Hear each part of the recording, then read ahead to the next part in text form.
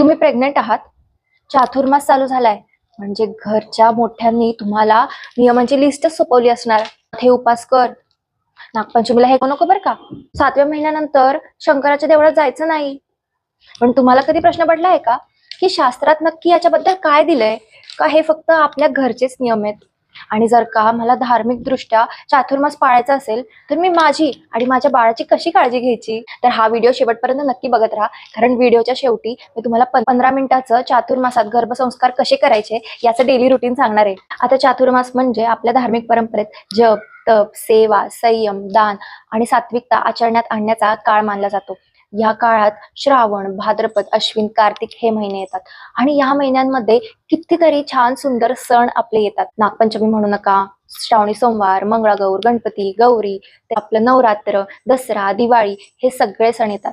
पण गर्भवती स्त्रीने एक गोष्ट आधीच लक्षात घ्यायला हवी की चातुर्मास हा स्वतःला त्रास करून घ्यायचा काळ नाही आहे. गर्भवती स्त्रीने कठोर उपास, व्रत किंवा अति कष्टाची साधना करण्याऐवजी नामस्मरण, कधी कथा, कधी सेवा, कधी दान धर्म या गोष्टींवर जास्ती भर द्यावा, कारण की गर्भवती स्त्रीची आणि बाळाची हेल्थ आधी महत्वाची आहे. मग आता सगळ्यात महत्वाचा प्रश्न, मग श्रावणी सोमवारचं व्रत करायचं की नाही?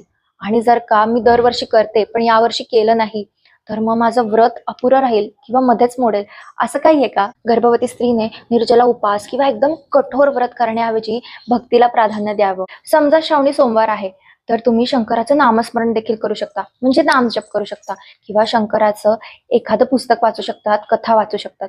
तुमच्या घरात जर का चालत असेल तर घरच्या घरी तुम्ही शंकराची पूजा देखील करू शकता. तुम्ही एका गरजू व्यक्तीला मदत करू शकतात, किंवा अगदीच अन्नदान करायचं झालं तर तुमच्या घरी ज्या मावशी येतात किंवा तुमच्या घरी जे हेल्पर येतात त्यांना तुम्ही जेवायला देऊ शकतात किंवा दूध केळ देऊ शकतात. जे काही तुमच्या परीने पॉसिबल आहे ते तुम्ही करू शकतात. मी कोणाशी रागात बोलणार नाही असा देखील संकल्प करू शकतात. म्हणजे तुम्ही उपास तर नाही करत आहे पण तुमचं व्रत मात्र नक्की पूर्ण होतंय. हा फरक आणि हे पाळणं अगदी सोपं आहे, कारण की गर्भवती स्त्रीला कायम चांगल्या पोषणाची गरज असते. त्यामुळे धार्मिकता सांभाळून आपण असं व्रत नक्कीच करू शकतो. आता सगळ्यात मोठा प्रश्न, 7व्या महिन्यानंतर किंवा 3rd ट्रायमिस्टर मध्ये शंकराच्या देवळात का जायचं नाही? आता हा प्रश्न किंवा हा नियम मला सुद्धा माझ्या प्रेग्नन्सीमध्ये लागू होता की 7व्या महिन्यानंतर शंकराच्या देवळात जायचं नाही. तर मग मी सुद्धा तुमच्यासारखीच नवीन आई म्हणून माझ्या आजीला प्रश्न विचारला, आजी का बरं नाही जायचं ग शंकराच्या देवळात? तर आजीने चक्क मला एक सायंटिफिकच कारण सांगितलं. 7व्या-8व्या महिन्यात किंवा 3rd ट्रायमिस्टर मध्ये बाळाचं वजन झपाट्याने वाढतं, त्याच्यामुळे आपलं पोट देखील वाढतं आणि जेव्हा आपण गर्दीत जातो तेव्हा आपल्याला कुठलं तरी इन्फेक्शन होण्याचे चान्सेस असतात, किंवा खूप वेळ देवळामध्ये रांगेत उभं राहावं लागतं, त्यामुळे आपल्या पायावर सूज येऊ शकते. आणि जेव्हा आपल्याला ट्रॅव्हल जास्ती करावं लागतं तेव्हा थकवा देखील येऊ शकतो. तर या सगळ्या कारणाने गर्भवती स्त्रीला आणि बाळाला त्रास होऊ नये म्हणून हा नियम घातलेला आहे. आणि म्हणूनच जर का तुमच्या घरात देखील अशी परंपरा असेल तर त्याचा निगेटिव्ह अर्थ न घेता काहीतरी पॉझिटिव्ह अर्थ घ्या, आणि घरच्या घरी तुम्ही जरी शंकराची भक्ती केली तरी ती देवळात जाण्या इतकीच शंकरापर्यंत पोहोचणार आहे. आता येतात असे सण ज्याच्यामध्ये आपण पूजा तर व्यवस्थितपणे करू शकतो पण खाण्यापिण्याचे खूप नियम असतात. जर का अशी गोष्ट तुमच्या बाबतीत जरी होत असेल तरी घाबरून जाऊ नका, कारण की जे तुम्ही रेग्युलर खातात त्याचे तुम्ही हेल्दी अल्टरनेटिव्ह जे त्या दिवशी चालतात, ज्याच्यामध्ये व्यवस्थित प्रोटीन, कॅल्शियम, कार्बोहायड्रेट्स हे सगळं कव्हर होईल अशा गोष्टी तुम्ही अगदीच निवडू शकता. कारण शेवटी प्रश्न तुमच्या बाळाचा आणि तुमच्या हेल्थचा आहे. चातुर्मासातील बाकीचे सण गर्भवती स्त्रीने कसे साजरे करायचे? जसं की जन्माष्टमी. जन्माष्टमीला तुम्ही कृष्णाचे बालगीता ऐकू शकतात, त्याच्यानंतर भगवद्गीतेमधील काही श्लोक आहेत ते वाचू शकतात, ऐकू शकतात. त्याच्यानंतर बाळकृष्णाच्या रूपातील कृष्णाचं तुम्ही मेडिटेशन करू शकतात, ध्यान करू शकतात, इमॅजिनेशन्स करू शकतात. पण रात्री 12 वाजेपर्यंत उपाशी जागरण करणं काही आवश्यक नाहीये. आता नंतर येतो तो सण म्हणजे गौरी गणपती. हा सण प्रत्येकाच्या घरात उत्साहाचं वातावरण निर्माण करतो. त्या दरम्यान तुम्ही गणपती अथर्वशीर्ष म्हणू शकतात, ऐकू शकतात. त्याच्यानंतर गणपती स्तोत्र म्हणू शकतात, ते देखील ऐकू शकतात. गणपतीची घरच्या घरी पूजा करू शकतात, गणपती गौरीचे गाणे ऐकू शकतात, आरती म्हणू शकतात. चातुर्मासाचं जे पुस्तक आहे तर त्याच्यामध्ये गणपती गौरीची वेगवेगळी कथा आहे, त्याच्यामध्ये जे दिवस येतात, ऋषी पंचमी येते त्याची कथा आहे, ती कथा वाचू शकतात. आणि त्याच्यानंतर येते नवरात्र. आता नवरात्रात 9 दिवसात बरेच जण नवरात्राचे उपास करतात, पण गर्भवती स्त्रीने ते केले नाही तरी चालतील. त्यापेक्षा तुम्ही देवीचा जप करू शकतात, देवीची रोज छान प्रकारे पूजा करू शकतात, नामस्मरण करू शकतात, श्लोक ऐकू शकतात, मंत्र म्हणू शकतात, देवीची कथा वाचू शकतात. प्रत्येक दिवसाचं महत्व काय, प्रत्येक दिवसाची देवी कुठली, तिचं महत्व काय, तिच्या मागची कथा काय, या सगळ्या गोष्टी तुम्ही करू शकतात आणि तेवढ्याच छान प्रकारे तुम्ही नवरात्र देखील साजरी करू शकतात. आणि चेरी ऑन द टॉप, तुम्ही रोज नवरात्रीच्या 9 रंगाचे कपडे सुद्धा घालू शकतात. आता तुम्ही इथपर्यंत व्हिडिओ बघितलाच आहे, तर तुमच्यासाठी रोज 15 मिनिटं कसे काढायचे आणि या चातुर्मासात तुमच्या बाळावर कसे गर्भसंस्कार करायचे हे मी आता तुम्हाला सांगणार आहे. पहिले 5 मिनिटं तुम्ही एका जागी शांत बसा, थोडं रिलॅक्स व्हा.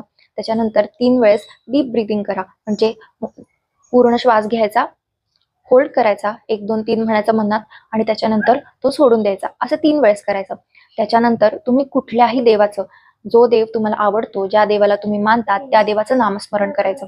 असं काही नाही की सोमवार आहे म्हणून मी शंकराचं करायचं, मंगळवार आहे म्हणून मी देवीचं किंवा गणपतीचंच केलं पाहिजे, आज बुधवार आहे म्हणून मी वेगळाच कुठल्या तरी देवाचं केलं पाहिजे, असा काहीही नियम नाहीये.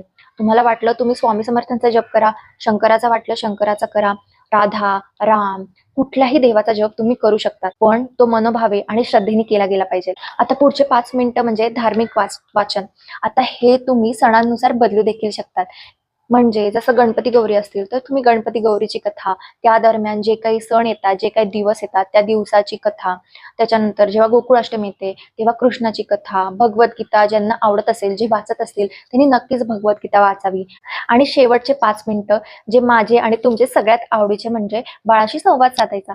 बाळाला सांगायचं, बाळ तू सुरक्षित आहे, माझं तुझ्यावर खूप प्रेम आहे, तुझं या जगात लवकरच आगमन होणार आहे आणि आम्ही खूप उत्सुक आहोत तुला भेटायला. तुला माहितीये का आज कुठला सण आहे?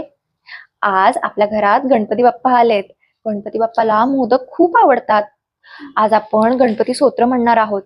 तू सुद्धा माझ्या बरोबर गणपती स्तोत्र म्हण. आपण आरती करू, त्याच्यानंतर टाळ्या वाजवू, घंटेचा नाद तुला ऐकू येणार आहे.